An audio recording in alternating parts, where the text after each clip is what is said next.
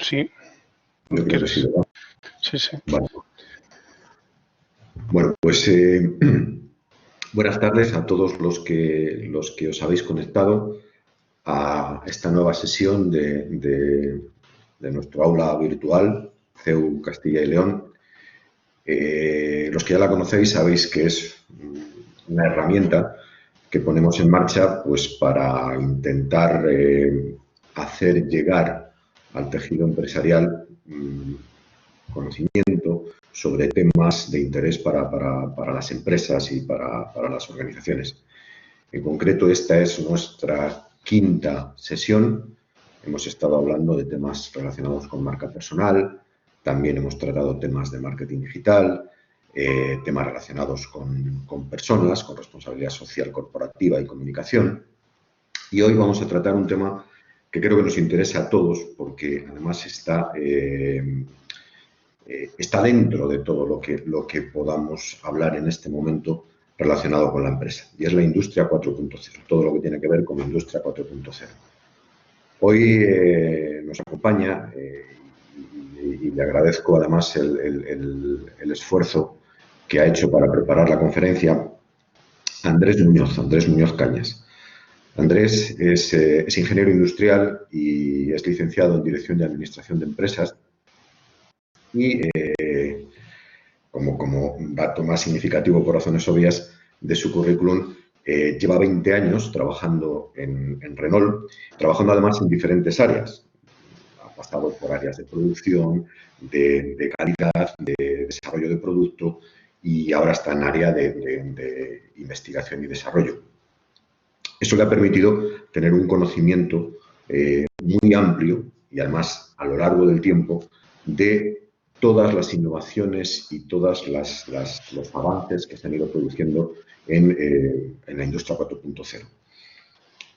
Andrés, además, también desde hace bastantes años desarrolla labor docente.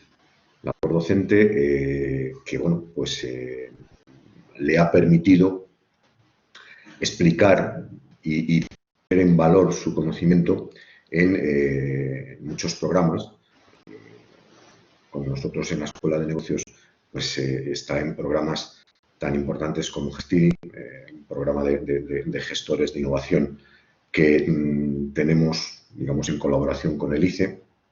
Y además, y eso es lo importante, desde el año 2017 es el director académico de nuestro MBA, con lo cual su conocimiento sobre todo lo que tiene que ver con la organización empresarial también es muy grande.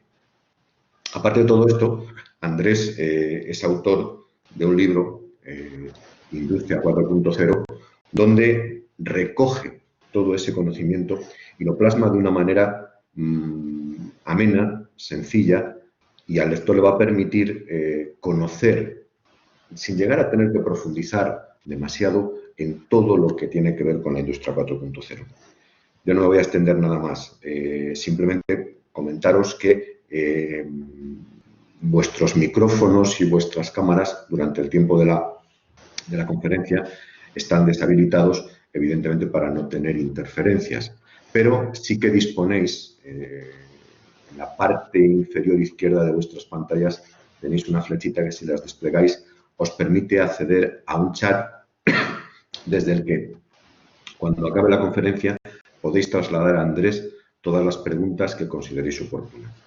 Por mi parte, nada más. Al final de la conferencia retomaré un poquito la conexión para ver esas preguntas y lanzárselas a Andrés y le cedo ya a él la palabra, que es quien realmente tiene que hablar. Andrés, como quieras. Muy bien, pues muchas gracias, Jesús, por la presentación.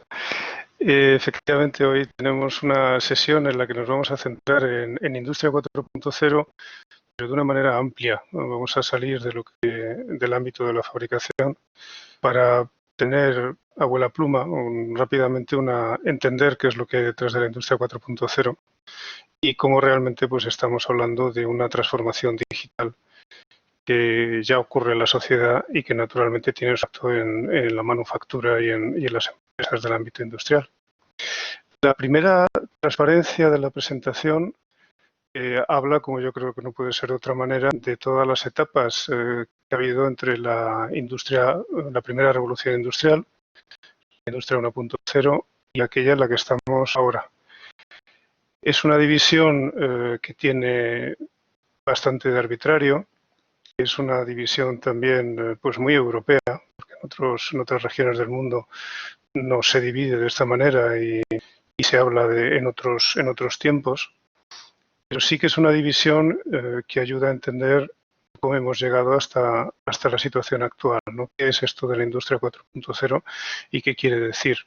La revolución industrial, la industria 1.0, la primera, fundamentalmente la característica fundamental era la mecanización del trabajo. Antes de la mecanización ya estaba muy en boga la división del trabajo, pero para poder potenciar más el trabajo de la persona se empezaron a desarrollar, como digo, máquinas.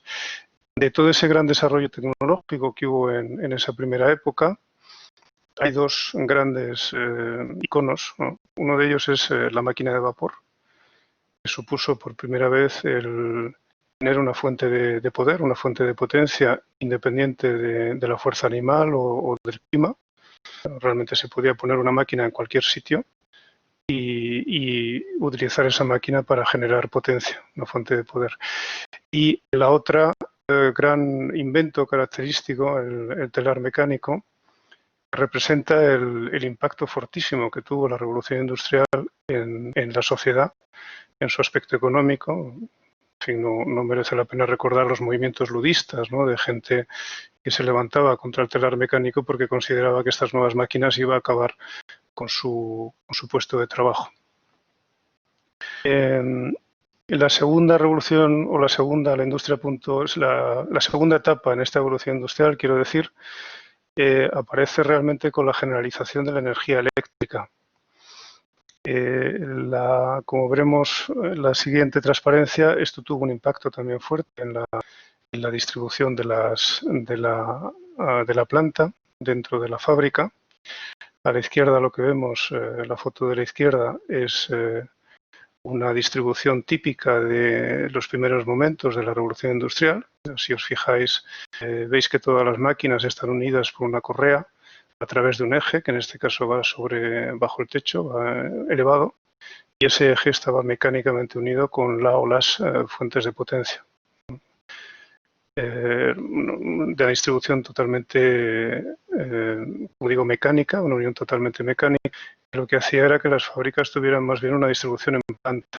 Era muy habitual que las fábricas tuvieran varias alturas para hacer que todos los elementos estuvieran relativamente cerca de esa fuente de poder. No era necesariamente una máquina de vapor, podía ser un molino de agua, pero como digo, la característica fundamental era que las máquinas estaban unidas de una manera mecánica a esta fuente de energía. A la derecha tenéis pues otra distribución bastante diferente, donde la nave es mucho más amplia. Las máquinas se pueden distribuir con mucha más libertad porque el único condicionante es que tiene que tener un enchufe, una conexión eléctrica cerca para poderla hacer funcionar.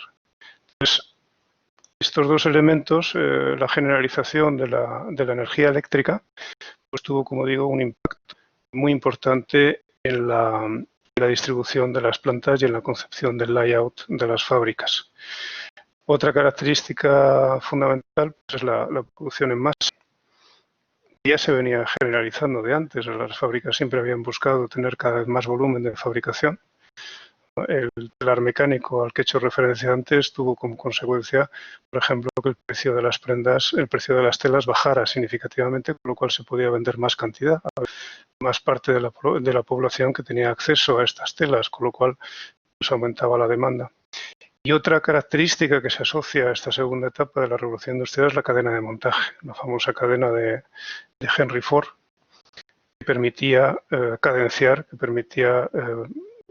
sí, esa es la palabra, cadenciar, que todos ordenar el trabajo de los operarios que estaban relacionados con la fabricación de un producto. Cuenta la historia que al principio la cadena de montaje realmente fue una aplicación que hizo Henry Ford porque al principio estaban los los coches, ¿no? Los chasis distribuidos por la planta. Enseguida se dio cuenta de que había operarios que iban más rápido que otros y que enseguida tenían que esperar a que terminara el primero. Y la solución pues, fue ponerlos alineados en una cadena de montaje. Seguimos evolucionando en el tiempo. En el tiempo, la tercera revolución industrial, según el concepto europeo, la división de etapas que hacemos en Europa, ya aparece cerca de los años 70-80 y se basa fundamentalmente en el desarrollo de la electrónica y de la computación. Pues esto hace que las máquinas se automaticen. Y la última etapa aparece como consecuencia de que hay una digitalización de la realidad. Vemos que tanto en la sociedad como en la industria, la parte real, la parte física y la parte virtual se solapan, se asocian y se desarrolla, bueno, el Internet de las cosas, las redes de comunicaciones, los sistemas ciberfísicos también tienen una aplicación cada vez más fuerte al ámbito industrial, manufacturero. Esta, por ejemplo, sería por entender dentro de una fábrica o por explicar de una manera muy visual cuál es el impacto que ha tenido todo esto en una fábrica, en un taller. Lo que tenéis ahí son imágenes de cómo sería una planta pues a segunda mitad, entre los años 50 del siglo XX, ¿no? Como veis, lo que tenéis abajo es una imagen de planta de Barreiros, en la que se fabricaban cigüeñales, que es un componente del motor, fabricaba Barreiros. Y como veis, son máquinas eléctricas con palancas, con ruedas, con ruletas, y en cada máquina hay un señor, hay un maestro tornero, cuya formación justamente era conocer bien esa máquina y aplicar las palancas y supervisar constantemente el funcionamiento, para que de esta manera, bueno, pues obtener el resultado correcto, una máquina fundamentalmente mecánica, electromecánica, quiero decir.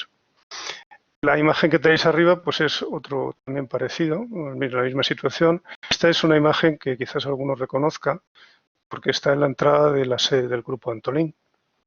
Y lo que veis ahí es la génesis de la empresa Antolín, que ahora es uno de los grandes monstruos del sector del automóvil, que como podéis ver pues empezó también con gente que conocía bien, con maestros que conocían muy bien sus máquinas para poder sacar de ellas el máximo rendimiento.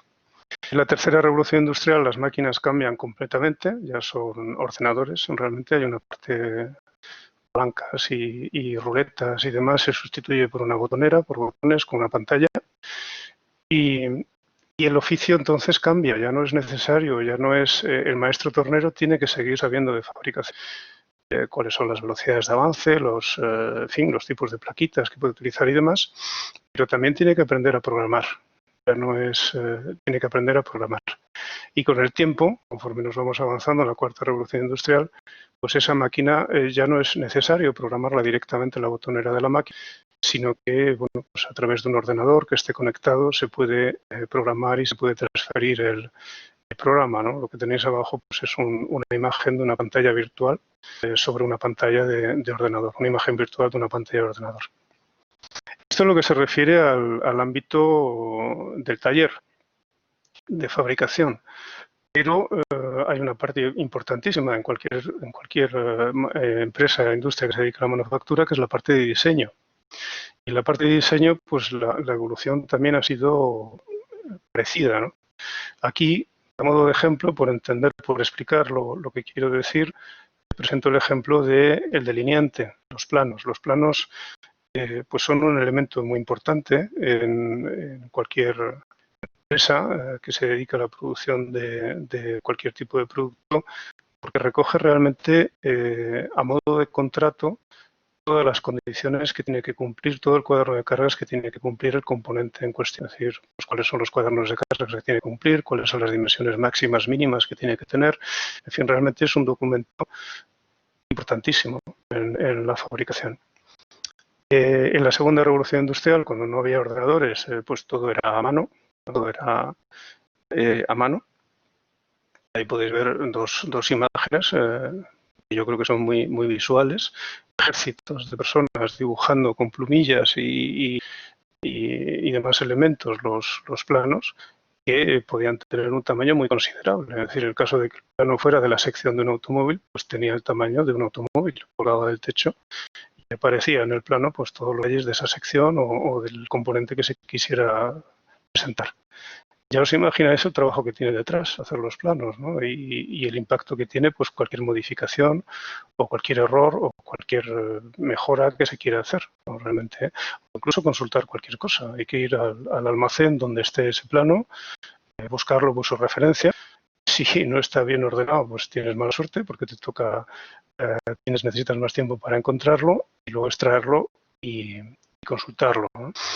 En los años 80 apareció el diseño asistido por ordenador, el CAD, ¿no? En el año 82, aunque realmente yo creo que se generalizó en los años 90, y supuso una auténtica revolución. Ahí tenéis una imagen de una de las primeras representaciones, ¿no?, que se hace con AutoCAD de un avión, muy esquemática, muy sencilla, seguramente ahora nos da un poco de risa, e incluso nos cuesta ver el avión ahí de una forma tan esquemática, pero en su momento fue, como digo, una auténtica revolución. Una vez más, hay una parte importante del trabajo del delineante que cambia.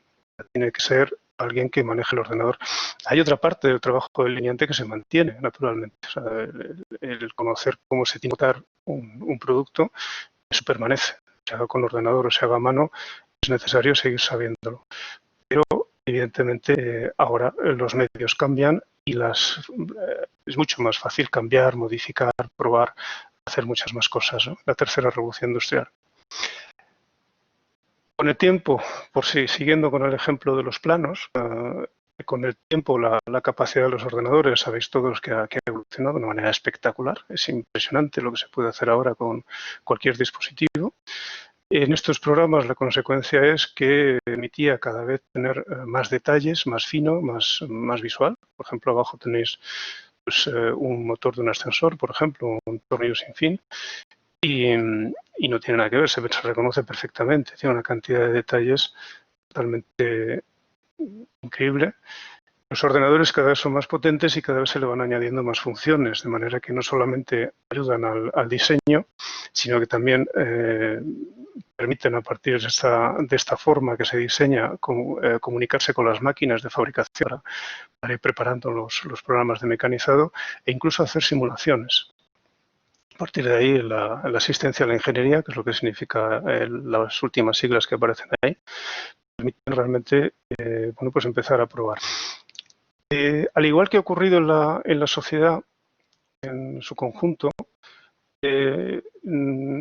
la tendencia es aprovechar esa capacidad comunicativa que tienen los ordenadores, las redes, para poder compartir, ¿no?, trabajar cada vez más, el trabajar en grupos, ¿no? Justamente por eso las últimas evoluciones de los programas de diseño gráfico lo que permiten es, lo que veis en la imagen arriba a la derecha, es poder ver en cualquier plataforma, cualquier pantalla, el 3D, el objeto tridimensional o el plano, con la idea de que cualquiera en cualquier momento pueda consultarlo, incluso cualquiera en cualquier momento pues puede hacer una aportación, puede hacer una sugerencia que inmediatamente se actualiza, porque ya el plano no necesariamente está en un ordenador, como estaba antes, ¿no?, sino que realmente pues está en la nube a disposición de cualquier miembro del grupo de trabajo. Y esto es importante también porque en un principio las estaciones de trabajo de CAD eran estaciones muy caras, que solamente estaban al alcance de empresas potentes.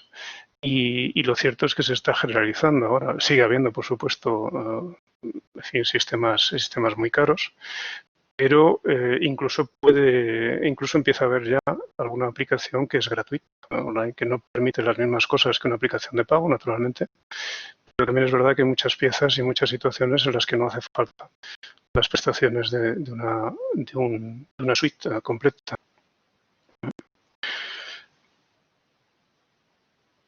En la siguiente, bueno, en esta transparencia, esa imagen que veis a la izquierda es una imagen que representa lo que se denomina el gemelo virtual. Esta maqueta virtual llega al nivel de detalle y ya tenemos tantas herramientas tantas herramientas informáticas que nos permite trabajar con esta representación virtual como si fuera una pieza real, como si fuera un componente, un sistema real, ¿no? Este es el código gemelo digital y es un concepto muy importante en Industria 4.0 porque es lo que permite ir mucho más rápido, es lo que permite aligerar tanto las validaciones como el paso a fabricación y demás. El esquema que tenéis aquí explica, ¿no?, o intenta representar cuáles son las relaciones, ¿no? Empezamos a la izquierda con un producto que es virtual, este gemelo digital que os comento.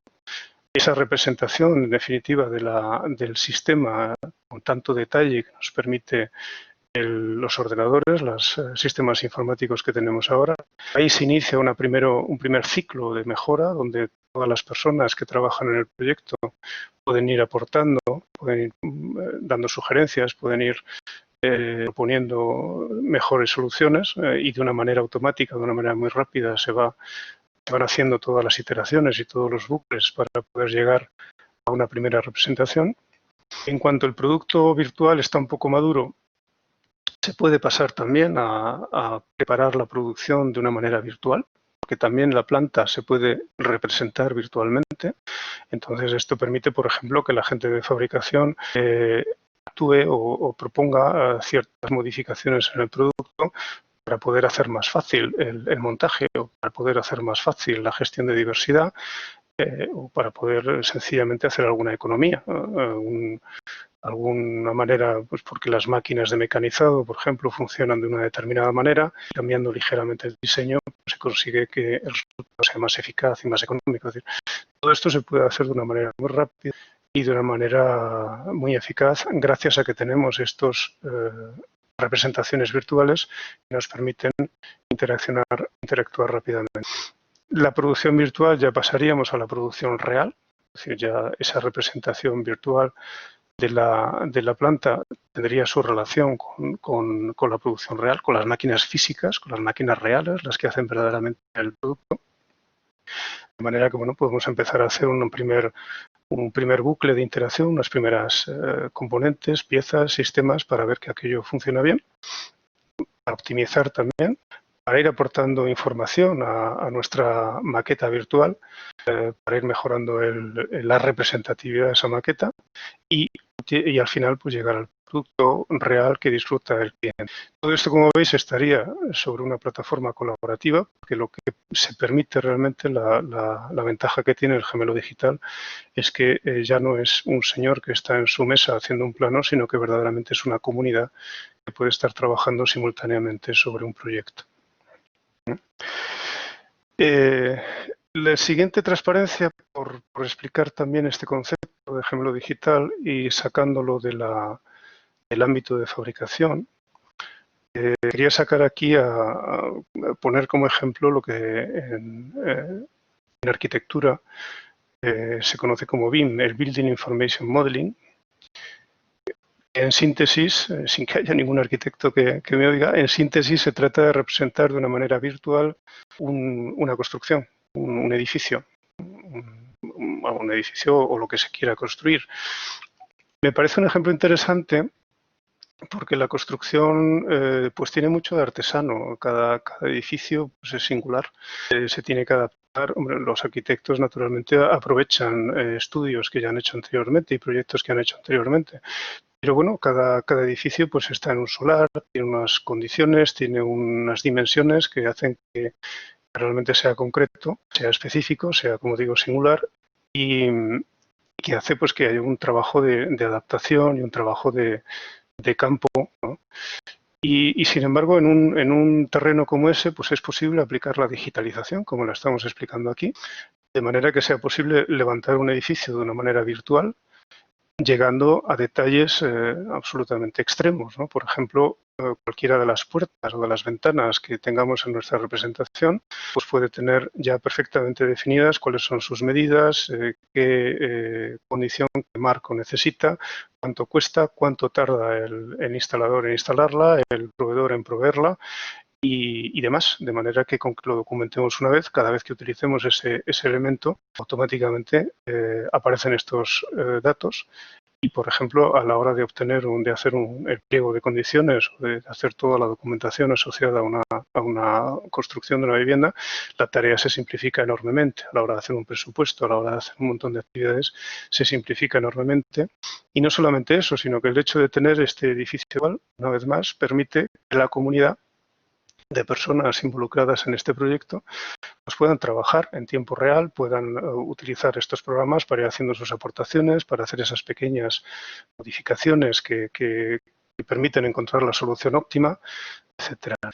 Pues, para que veáis que esto de la digitalización realmente es absolutamente transversal. Yo creo que en todos los aspectos de la sociedad y en todos los aspectos económicos está ocurriendo. Y en la fabricación también. Aquí tenéis os traigo otro ejemplo, pues sencillos también, de lo que permite el gemelo digital a la hora de hacer validaciones. Lo que tenéis a la izquierda pues es un ejemplo de una sala de ordenadores, una sala de procesadores, una granja de ordenadores. Sabéis que una de las dificultades que tienen estas granjas es que tienen que mantener una temperatura interior determinada, porque los ordenadores no les sienta bien el calor. Y se trata de que esa temperatura, pues además se consiga con el mínimo aporte energético posible, ¿no? Entonces, el tener esa representación virtual con ese programa que nos permite ir haciendo estos cálculos, nos permite ir jugando de una manera virtual con todas o con varias opciones hasta encontrar aquella opción que sea la más eficaz, la más económica o la óptima, o la más adecuada. Eso, naturalmente, si no tuviéramos estos sistemas, pues es mucho más complicado. Otro ejemplo, aquí, bueno, este es un programa, un software, perdón, que tiene Siemens, que permite representar virtualmente toda una planta de fabricación, el workshop, y a partir de ahí pues filtrarlo para representar los elementos que se quieran destacar, ¿no? En este caso pues sería una célula de robots con una serie de elementos. Lo que permite es, pues como digo, a partir de ahí, por ejemplo, si hubiera que integrar en esta isla una nueva máquina, pues ya nos permite de una manera virtual entender bien pues dónde podría encajar, qué máquinas habría que mover, dónde podrían estar las conexiones, de una manera mucho más precisa. Realmente sería poder jugar con el taller sin tocar la producción real, tocándolo siempre de una manera virtual, permitiendo hacer todas esas validaciones previas, pudiendo hacer pruebas de una manera virtual, sin impactar en ningún momento la fabricación. La verdad es que lo que permiten ahora las simulaciones pues es realmente destacado. Incluso, bueno, como ejemplo, en los cruceros son los cruceros que van por el Caribe o que van por el Mediterráneo, de pasajeros, una de las muchísimas cosas que se analizan, por ejemplo, es el camino, el recorrido que hacen los gases de la chimenea de las cocinas para evitar justamente que lleguen a los pasajeros, porque es un crucero de placer, pues no se trata de que vayan oliendo al frito que pueda salir de la cocina, por poner un ejemplo. Y esto naturalmente se puede hacer gracias a toda esta simulación virtual. Sería muchísimo más complicado hacerlo en modelos 3D o en modelos físicos reales que estudien este tema. Es, sin embargo, importante destacar que por mucha virtualización que tengamos, a día de hoy sigue siendo necesario hacer ensayos físicos y sigue siendo necesario una persona que analice, que verifique los resultados que está obteniendo el ordenador. El ordenador calcula que no necesariamente siempre de la manera más adecuada. Los programas están progresando, indudablemente, ahora son capaces de hacer muchísimas cosas, pero están lejos todavía de poder ser completamente autónomos en muchos aspectos. En muchos sentidos sigue siendo necesario la persona experta que entienda los resultados que se están obteniendo con las máquinas y que sean capaces de identificar si el resultado es posible o no es posible. Esto es lo que se refiere al gemelo digital. Repito que es uno de los grandes elementos, uno de los pilares básicos de la industria 4.0, esa capacidad para poder tener una representación virtual de un elemento o de un sistema físico que nos permite agilizar mucho el trabajo en grupo y al menos una parte de las validaciones. Otro elemento básico, capital en la industria 4.0 son los captadores y la aplicación del Internet de las cosas. Históricamente, las máquinas estaban más bien aisladas dentro del taller de fabricación. Siempre ha habido máquinas que están conectadas a red y se han podido obtener datos. Pero ahora existen captadores que miden casi cualquier cosa y además son muy económicos y muy sencillos de instalar, con lo cual es muy fácil dotar a las máquinas de un montón de captadores, todos los que queramos, para poder obtener información en tiempo real de estas máquinas, ¿no? Es el esquema que tenéis a la izquierda, es una isla de robots que estaría conectada a través de distintos elementos propios de las instalaciones eléctricas de fabricación, a través de un servidor y estaría generando constantemente un torrente de datos. Internet de las cosas, como sabéis, se refiere a todas aquellas cosas en sentido genérico que están conectadas a Internet, es decir, cualquier elemento que tiene capacidad para conectarse a Internet.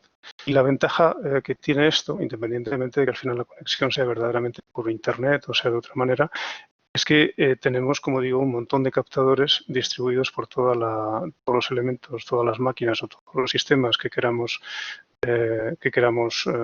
captar para poder obtener información en tiempo real que nos permita, a su vez, tomar decisiones, ¿no? Eso es quizás la parte importante. Los datos no son nuevos. Cualquiera que haya estado en fabricación sabe que uno de los principios de calidad es justamente tener una serie de medidas, el tomar una serie de datos para poder justamente tener la producción bajo control. La ventaja que permiten los captadores es que esto en cierta medida se puede automatizar. Y además se pueden hacer captadores que tienen su inteligencia, es decir, que son capaces que podemos programarlos para poder distinguir, para poder diferenciar, para que no nos den un dato bruto sin más, sino que ese dato lo traten y nos permitan obtener alertas a partir de cierto umbral o de cierto valor o de cierta tendencia o de lo que se quiera. Por ejemplo, todos estos captadores son muy utilizados en lo que se refiere a mantenimiento que es también el mantenimiento preventivo. Es una preocupación que existe en el mundo industrial desde siempre, no es nada nuevo. Desde siempre se ha buscado el tener un diseño de las máquinas que permita poder hacer un mantenimiento sencillo, ver cuando la máquina está funcionando regular o mal. Por ejemplo, los japoneses, pues en algunas aplicaciones las máquinas son transparentes, los paneles de la máquina son transparentes, de manera que se puede ver su interior y se puede ver si la máquina se está moviendo adecuadamente o no, por poner un ejemplo, o toda la preocupación que hay siempre por poner los paneles de forma que sean claramente visibles por el operario, por la persona que está en la fabricación, para que enseguida pueda ver si hay un manómetro o hay algún elemento que no está dando el valor adecuado. Esto con el desarrollo de los captadores pues se puede llevar a la enésima potencia y es perfectamente posible poner en un motor eléctrico un captador que nos permita saber si la temperatura es la correcta, si el nivel de ruido, de vibraciones es correcto o no. A partir de ahí establecer una serie de umbrales. Si además somos el fabricante de ese robot, de esa máquina, tenemos captadores en toda una serie de máquinas que vendemos a un montón de clientes, a muchos clientes, pues enseguida tenemos una gran cantidad de información que nos permite establecer una curva, que nos permite decir cuándo la máquina va a empezar a tener algún problema y, en definitiva, cuándo se puede programar un cambio o una operación de mantenimiento de una manera previa. no correctiva, no cuando ya ha ocurrido la avería, sino antes de que ocurra, identificando aquel momento del tiempo más adecuado para esta modificación. Con los datos, como digo, los datos son importantes en cualquier organización, en la fabricación también. Hay que tener cuidado con los datos, porque los datos tienen que ser útiles para algo. Como sabéis, no se trata de conseguir datos por conseguir datos, sino que se trata de tener claro para qué se quieren esos datos y qué datos se necesitan. Y en las herramientas que tenemos, como puede ser el Big Data, en el caso de que tengamos una cantidad enorme de datos, pues lo que nos permite es, veis en la imagen de la derecha, presentarlo de una manera muy visual, de manera que entre el primer montón de datos donde no conocemos nada y la transformación, la preparación que hace el sistema, pues rápidamente podemos tomar una decisión. Lo importante es intentar tomar decisiones en tiempo real para de esa manera ajustar al máximo, optimizar al máximo el rendimiento de la fabricación en este caso. Un ejemplo de todos estos captadores es, y ya me salgo también de lo que es la manufactura, es las Smart Cities. La presencia de todos estos datos en la Smart City pues es lo que permite que sea Smart, justamente, el poder tener esos datos para poder a partir de ahí, con una serie de aplicaciones y demás, tomar decisiones que buscan siempre optimizar los recursos empleados en la fábrica. Por continuar un poco más allá del Big Data estaría la inteligencia artificial. También tiene aplicaciones y además hay bastante consenso en que va a tener un futuro brillante la inteligencia artificial. Aquí os pongo unas pocas aplicaciones de inteligencia artificial, pero hay todas las que queráis. Y además hay competencia internacional. En esto que se refiere a inteligencia artificial, todos los gobiernos de todas las naciones occidentales han desarrollado planes para que la inteligencia artificial de su país esté en la cabeza, ¿no? En el podium de cabeza. Aplicación de inteligencia artificial, el mantenimiento predictivo que acabo de explicar hace un momento, como a partir de esos datos podemos entender cómo funciona la máquina y la propia un elemento de una máquina y nos puede prevenir sobre cuándo empieza a funcionar mal y cuándo es interesante cambiarlo. Optimización de procesos, pues si tenemos información sobre cómo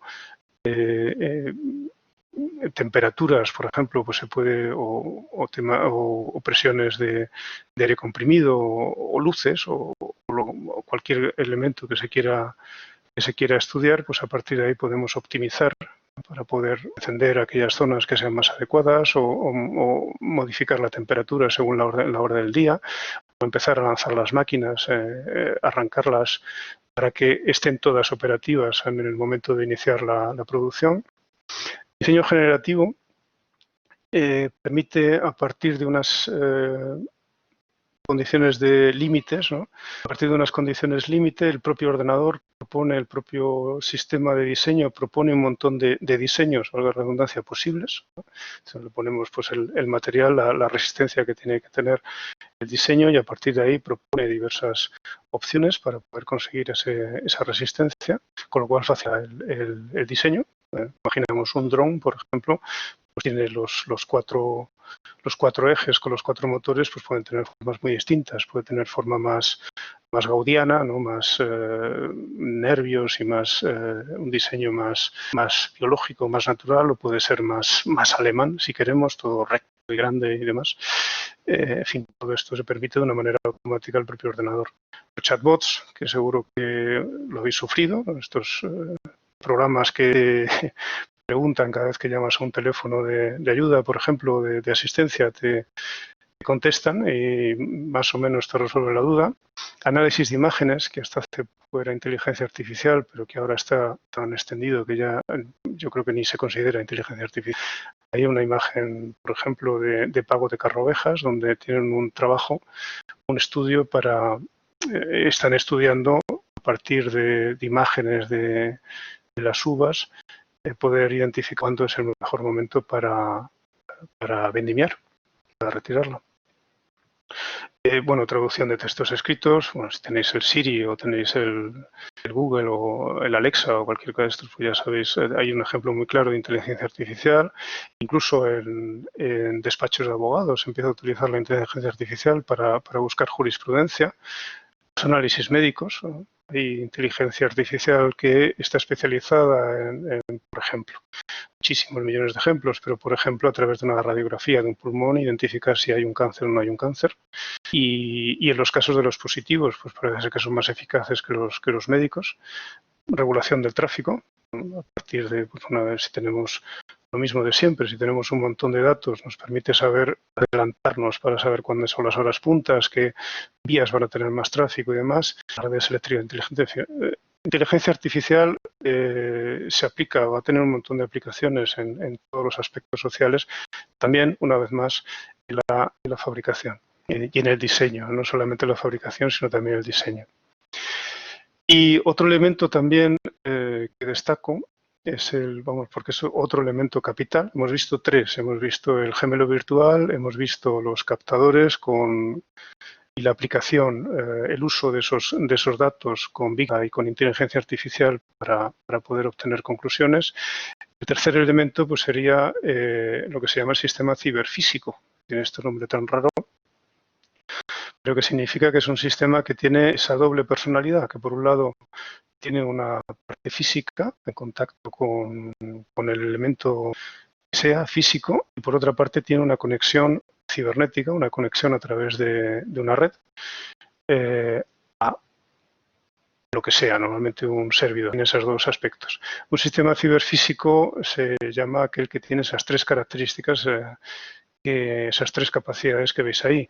Una capacidad de computación, es decir, es capaz de tomar un dato, es capaz de calcularlo, es capaz de obtener información de ese dato, es capaz de comunicarlo a través de esa red virtual, de esos ordenadores, ¿no? de esa red, perdón, a un servidor. Y además en doble sentido, es capaz también de recibir información.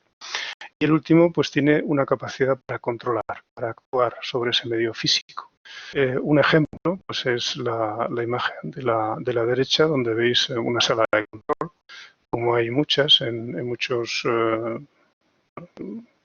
muchísimas aplicaciones, ¿no? Lo que tenemos ahí son pantallas que obtienen información de esos captadores, información relevante, no se trata de obtener toda la información, sino que aquella que sea útil en un momento determinado y a partir de ahí pues tomar unas decisiones. Ciertas decisiones las podrá tomar el sistema por sí mismo, en función de cómo esté programado, y otras decisiones pues se tomarán a través de esa sala de control, actuando a través del sistema ciberfísico sobre el elemento en cuestión. Aquí ejemplos pues hay muchísimos, ¿no? Yo creo que es bastante visual. Es la definición del sistema ciberfísico, está en inglés, pero son sistemas embebidos en red, conectados y conectados normalmente a Internet, aunque yo creo que no es imprescindible que esté Internet. Lo imprescindible es que estén conectados a algún centro que permita tomar la decisión. Señalo, como no podía ser de otra manera, que cuando ya sacamos datos y tenemos un sistema que es capaz de actuar en un elemento de nuestro sistema productivo, de nuestro sistema de diseño, la ciberseguridad adquiere una gran importancia. Que cualquiera se podría meter en ese, si no tenemos una barrera cibersegura, pues cualquiera se podría meter, como ya ha ocurrido, y hacer que los robots pues, hagan de todo menos lo que tienen que hacer, por ejemplo. O las máquinas hagan de todo menos lo que está previsto que haga, o bueno, por no hablar de borrar datos y demás. Entonces, evidentemente, todo lo que sea tener los datos, comunicar los datos a través de una red a un servidor, tiene muchísimas ventajas, como hemos visto. Permite trabajar en grupo, permite que mucha gente participe, permite hacer validaciones, pero evidentemente tiene el riesgo de que alguien de fuera pueda entrar y si tiene malas intenciones, pues, en fin. Otro habilitador también que es muy interesante es la impresión 3D. La impresión 3D tiene la ventaja de que permite diseñar con una gran libertad. Ahí, por ejemplo, tenéis ese ejemplo de la moto. Es muy visual, muy bonito, no tiene caballete, entonces necesita ese elemento que tiene ahí para sujetarlo. Pero ya os imagináis el chasis que tiene esa moto, es prácticamente imposible hacerlo con medios de fabricación tradicionales, un mecanizado o fundición, eso sería complicadísimo, quizás con una fundición a la arena, pero bueno, serían realmente elementos muy complicados Sin embargo, en una impresora 3D pues es relativamente sencillo. Es diseñarlo en uno de los programas que hemos visto antes, hacer más o menos un cálculo para ver si el chasis aguanta y meterlo en una impresora 3D y tener paciencia para que la máquina termine, porque las impresoras 3D a día de hoy son lentas, no son rápidas, ¿no? Estamos todavía muy lejos de esto que vemos en las películas de ciencia ficción, que le damos a un botón y sale una taza de café húmedo. No, todavía no estamos ahí. Son máquinas que permiten hacer prototipos muy rápidos, pero son máquinas que tardan mucho tiempo en hacer una unidad. Por eso, cuando tenemos que hacer series medias y largas, sale más a cuenta utilizar procesos de fabricación más tradicionales. El otro ejemplo que aparece en la imagen es eso que veis arriba a la izquierda. Es un ejemplo muy conocido porque es un inyector de una máquina, de un motor a reacción de aviones, de la industria aeroespacial. Y en este caso es un caso muy concreto, porque sí que tiene una aplicación industrial, aunque para el volumen del que estamos hablando en motores de aviación, que no es tampoco enorme. Pero tiene la ventaja, en este caso sí, se utiliza este sistema de inyección 3D, de impresión 3D, perdón, para hacerlo, porque tiene la ventaja de que te ahorra un montón de componentes. El inyector tradicional son 19 componentes mecanizados y fabricados, mientras que aquí es uno solo. Y tiene la ventaja fundamental de que es mucho más ligero que la versión hecha con un procedimiento tradicional y con los 19 componentes que he comentado antes. En la industria aeroespacial, el material, el peso, el ahorro de peso se paga muy bien. Entonces, por todas estas condiciones, sí que interesa, sí que sale a cuenta utilizar la impresión 3D para este elemento en concreto.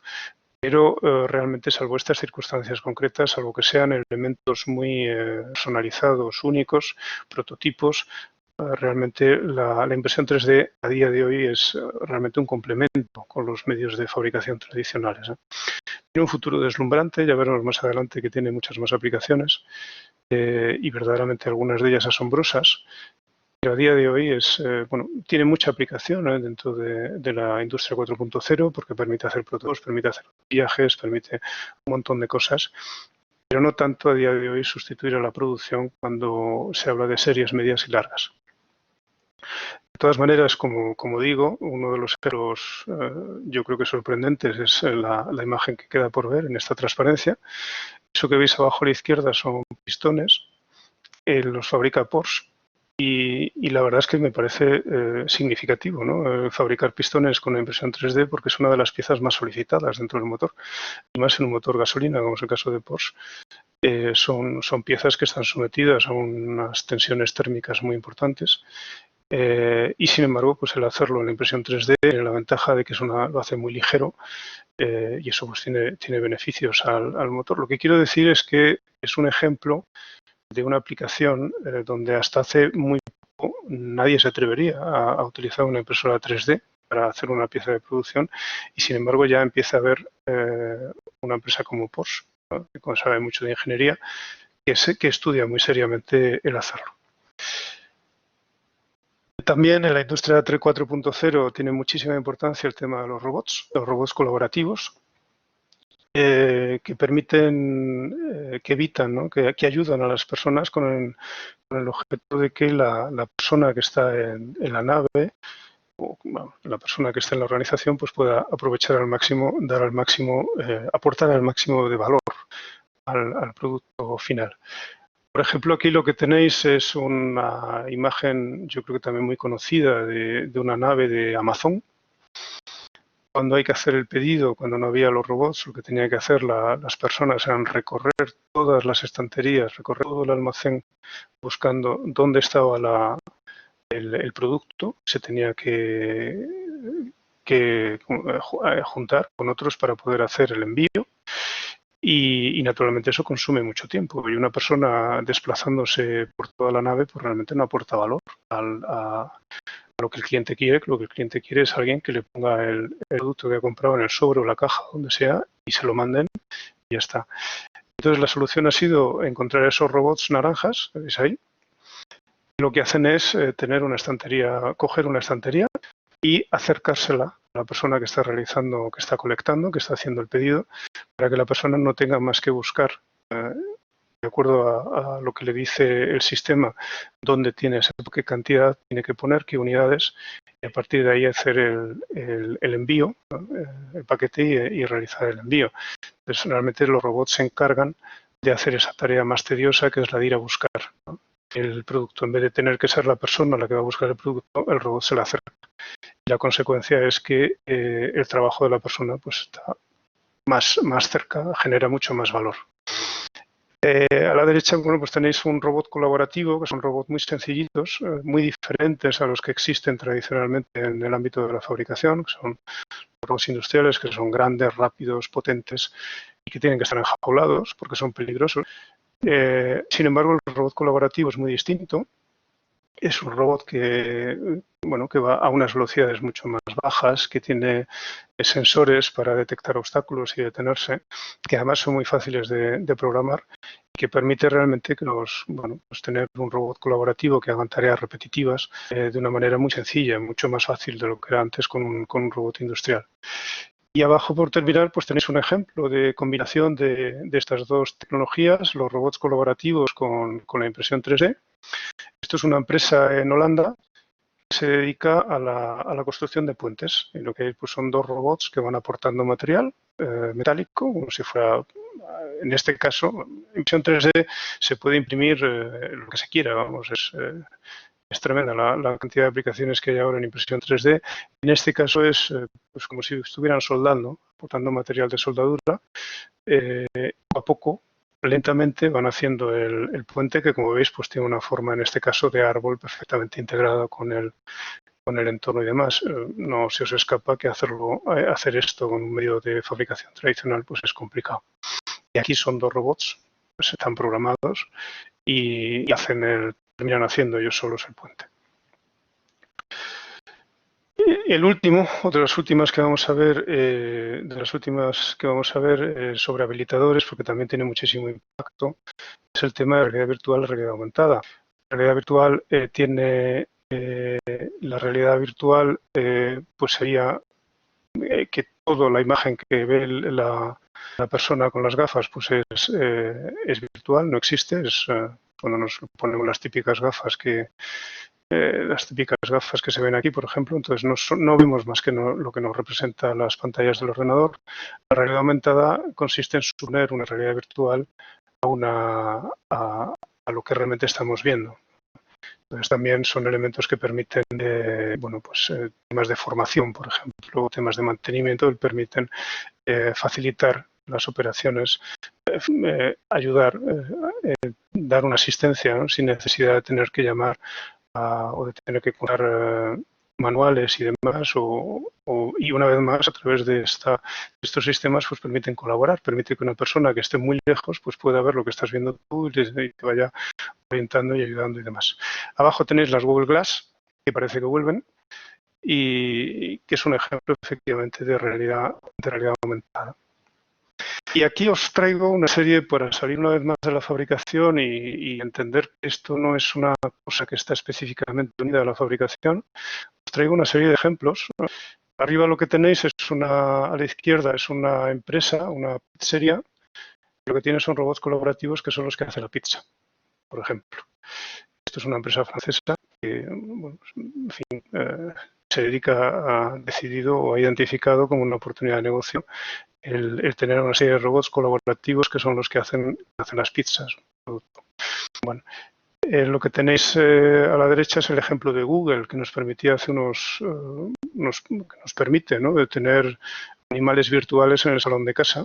Permite hacer estas cosas, un ejemplo clarísimo de realidad virtual.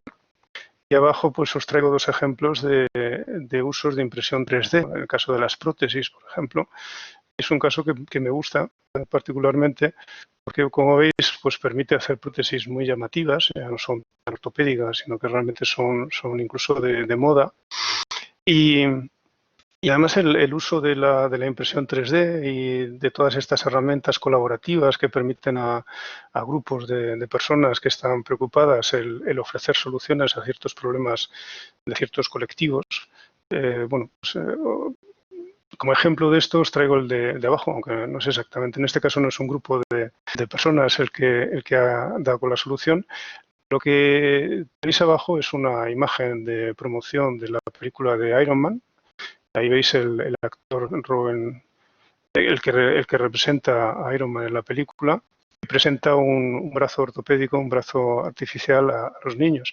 Los niños, bueno, los jóvenes, los niños y las niñas, tienen una dificultad particular a la hora de necesitar prótesis, y es que las prótesis son caras, como sabéis, y a los niños, como crecen mucho, pues realmente sirven durante mucho tiempo. Entonces es un colectivo siempre donde no es fácil tener esa prótesis. Y sin embargo, con las impresoras 3D y todos estos elementos, ahora que son tan fáciles de conseguir, captadores, sensores, ordenadores y demás, que son realmente económicos, es muy fácil dar un brazo ortopédico provisional. Evidentemente no son como los que hacen los profesionales, pero bueno, a los niños les permite hacer muchas más cosas que si no lo tienen. Y en este caso, además, pues el niño encantado, porque era Iron Man el que le daba el brazo y tenía el brazo de Iron Man, con lo cual, aunque fuera un horror de brazo y no pudiera hacer muchas cosas, bueno, pues para el niño era un motivo de orgullo, de alegría y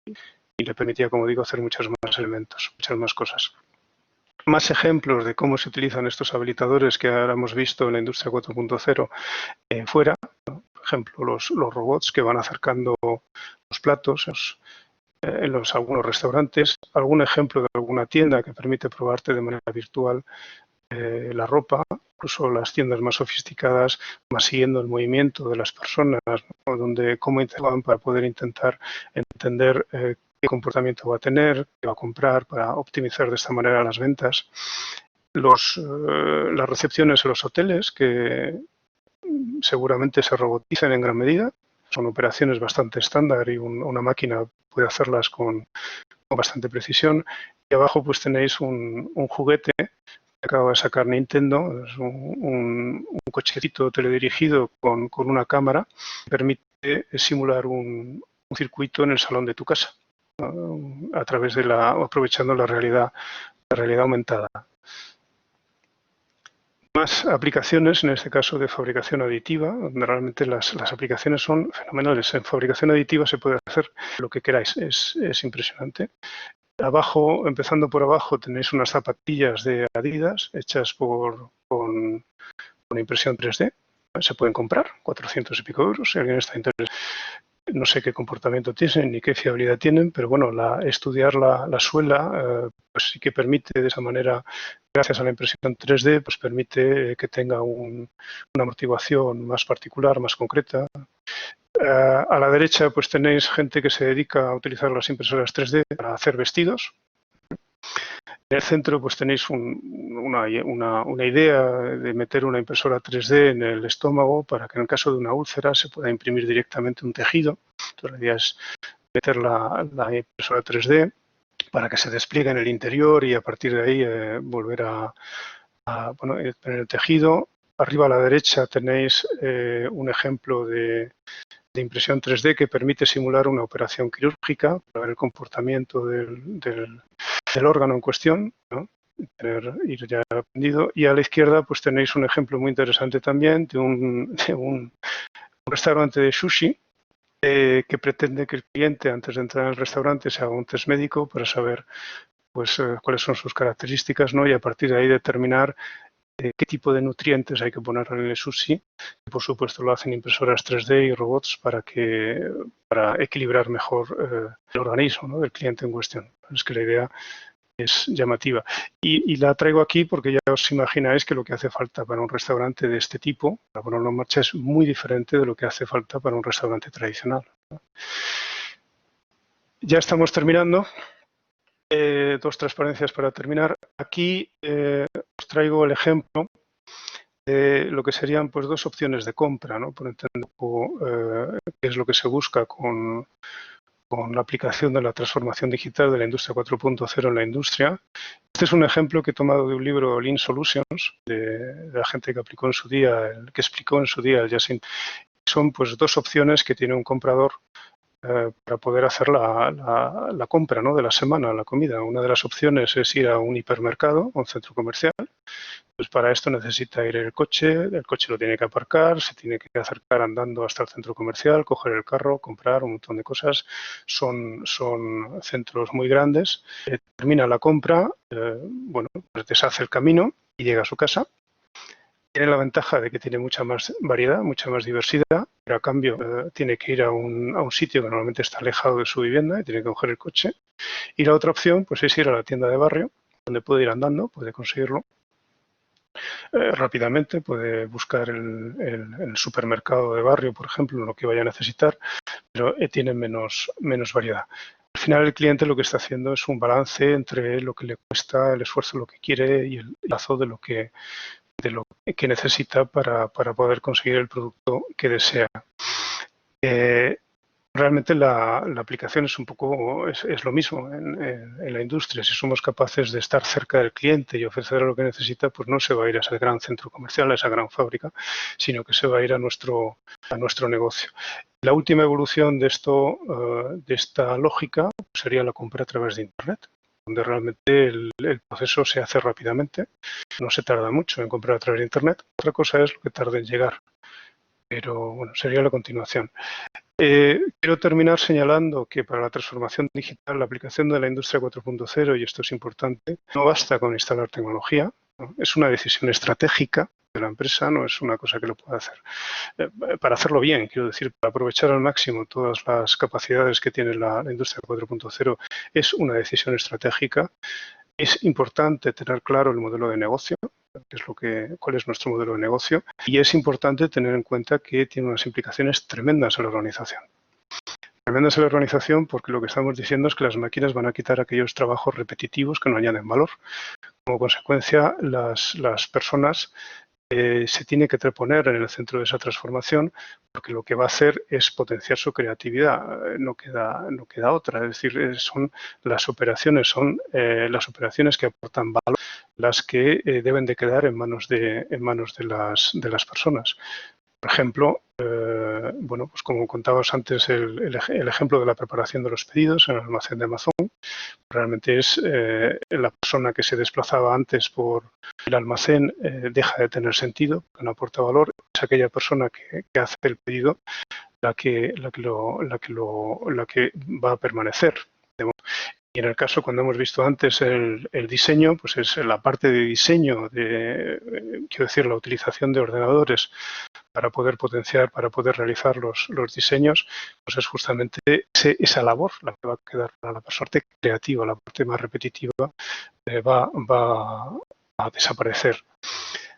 Aquí os traigo dos citas, ¿no? Una de Theodor Levitt, la creatividad es pensar cosas nuevas, la innovación es hacer cosas nuevas, y otra de Kasparov, que yo creo que es interesante, o que se atribuye a Kasparov, que dice, bueno, las máquinas son buenas dando respuestas, pero las preguntas, las buenas, las hacen los humanos. La parte de creatividad es la parte que hay que potenciar. Con estas dos imágenes, lo que quiero explicar es mi visión. Yo creo que hace unos años las máquinas en el entorno industrial, las máquinas eran muy importantes, los ordenadores también, y las personas estaban entre las dos, vamos a decir. Sin embargo, en la industria 4.0 la importancia fundamental, el rol más importante va a ser para las personas, sin lugar a dudas, seguido por los ordenadores, por el software, y las máquinas van a quedar detrás. Yo creo que por simplificar pues va a pasar como pasa ahora con las impresoras de papel que todos tenemos en casa, donde independientemente del programa que tengamos, sea cualquiera, sea de escribir, sea una hoja de Excel, sea el documento que sea, tenemos un icono que nos permite imprimir y es el sistema el que lo hace todo. Y nosotros nos olvidamos, es transparente, la máquina realmente no sabemos ni qué hace. Nos saca la impresora y nos saca la impresión, la hoja de papel y poco más. Y yo creo que va a pasar lo mismo con las máquinas en el entorno industrial. Y ya está. Gracias por su atención. Ahora toca el turno de preguntas, comentarios. Y si es que hay alguna, no sé, María José o Jesús. Pues muchas gracias Andrés. Yo no sé si entre las personas que estáis siguiendo la conferencia ¿Queréis hacer alguna pregunta, Andrés? Mira, ya tenemos una pregunta de Laura. Andrés, Laura te pregunta si tenemos que tener miedo de estas máquinas tan inteligentes. Es una pregunta muy concreta y muy directa. Sí, pues es una pregunta muy interesante, porque sí que hay gente, escritores incluso, que hablan del problema de la inteligencia artificial y de efectivamente que la inteligencia artificial va a ser más inteligente que las personas. Yo no lo sé, no sé qué va a pasar dentro de 100 años o dentro de 200 años, pero yo creo que las máquinas de taller hay que tenerles miedo porque son máquinas que pueden hacer mucho daño, pero no porque realmente vayan en fin, el taller, el protagonista siempre es la persona. Porque además las máquinas en todos los procesos industriales, en los ordenadores, todo, tiene una tendencia natural a pararse. Es una cosa sorprendente. Yo creo que todos tenemos la imagen de que una fábrica, uno llega por la mañana temprano un lunes, ¿no? Enciende la luz y bueno, pues está por ahí haciendo cosas y nada más alejado de la realidad. El trabajo en cualquier línea de fabricación, en cualquier sector de la manufactura o en cualquier tema de diseño, vamos, aspecto de oficina de ingeniería, pues realmente hay un montón de áreas y al final son las personas las que lo resuelven. Y yo creo que en el caso de la manufactura, no, mucho menos. No sé si he respondido a... Me imagino que sí, porque ha resultado bastante claro. Mira, Álvaro también nos pregunta, aparte de darte la enhorabuena por la ponencia, nos dice, puesto que se indica que es un tema estratégico en las empresas, ¿cómo crees que deben abordarse este tipo de proyectos de inicio y generar cultura en esta línea? Muy interesante la pregunta de Álvaro. Sí, y muy profunda además, pues es una buena pregunta, sí. Es una buena pregunta. Yo creo que lo básico es entender para qué nos puede ser útil toda la tecnología que hemos visto rápidamente hoy o toda la tecnología asociada a la industria 4.0. Yo creo que lo fundamental es entender bien cuál es el modelo de negocio, en qué se basa nuestra empresa. Y a partir de ahí entender, como digo, en qué medida la utilización de esa tecnología nos puede acercar más a dar, sea más valor al cliente o sea ser más, optimizar el resultado con los medios que tenemos. Yo creo que la clave es esa. Yo creo que la clave es, por poner un ejemplo, pues en sistemas de fabricación muy continuos, por ejemplo, donde son procesos pues muy encadenados, ¿no? Donde el paro en cualquier elemento o en cualquier etapa del proceso inmediatamente hace que se pare todo lo demás, el mantenimiento es fundamental. Entonces ahí todo lo que sea mejorar el mantenimiento, puede ser muy beneficioso. Además es un ejemplo interesante porque es muy distinto. Una línea transfer, una línea donde todas las máquinas estén unidas, está muy alejado de la visión que tenemos de Industria 4.0 y sin embargo tiene muchísima aplicación. Es una pregunta compleja. Yo creo que es una decisión estratégica en el sentido de que, como digo, afecta a la organización. Pero repito, lo importante es tener muy claro qué es lo que estamos ofreciendo al cliente. Y a partir de ahí, a nuestro cliente, sea la empresa que nos compra nuestro producto, sea el cliente final. Y a partir de ahí, entender en qué medida, repito, todas estas modificaciones pueden ayudar a acercarnos más, a dar más valor o a ser más óptimos. No hemos abordado aquí el tema, porque no daba tiempo. La otra gran opción, que es la de hacer que el producto que se ofrece al cliente sea también inteligente, ¿no? Completar ese producto con otros servicios adicionales. O ponía el ejemplo de la empresa que vende robots, que puede tener instrumentalizados los motores para saber cuándo van a fallar, por ejemplo, y proponer un mantenimiento preventivo. Esto incluso pues, puede hacer que enriquezca su oferta ofreciendo el alquiler de esos robots y ofreciendo también el mantenimiento, ¿no? Por poner ejemplo, es decir, las opciones son muchas, Pero yo insisto, yo creo que es muy importante tener claro cuál es el modelo de negocio, qué es lo que se ofrece al cliente.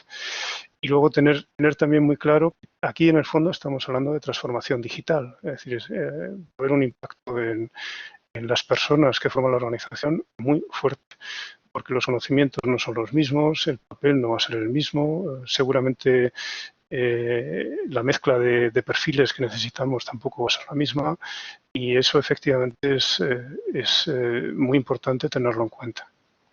Luego la aplicación pues depende de cada caso. Soy más partidario de empezar, de hacer primero las pruebas en algún entorno, en fin, que no, si te equivocas no tenga mucho impacto, puedes volver atrás para luego extenderlo rápidamente al resto, pero eso evidentemente depende de cada caso. Una pregunta muy interesante, sí. Bueno, Álvaro, te doy las gracias por la respuesta. Bueno, yo no sé si tenéis alguna pregunta más. Si no es así, pues vamos a dar por terminada la sesión de hoy. Agradeceros a todos la presencia, la asistencia virtual, pero en definitiva la asistencia. Recordaros lo que os decía al principio, si queréis profundizar en este tema, Andrés lo ha concretado muy bien en su libro, Industria 4.0, que os recomiendo para que podáis situar de una forma holística todo lo que tiene que ver con la Industria 4.0 desde una posición, como ha sido mi caso, profana, y a partir de ahí, pues, seguir avanzando en este tema. Andrés, pues te voy a decir muchas gracias. Gracias por el esfuerzo en preparar la ponencia y nos vemos enseguida. Nunca mejor Muy dicho. bien, gracias a vosotros por la oportunidad. Hasta luego.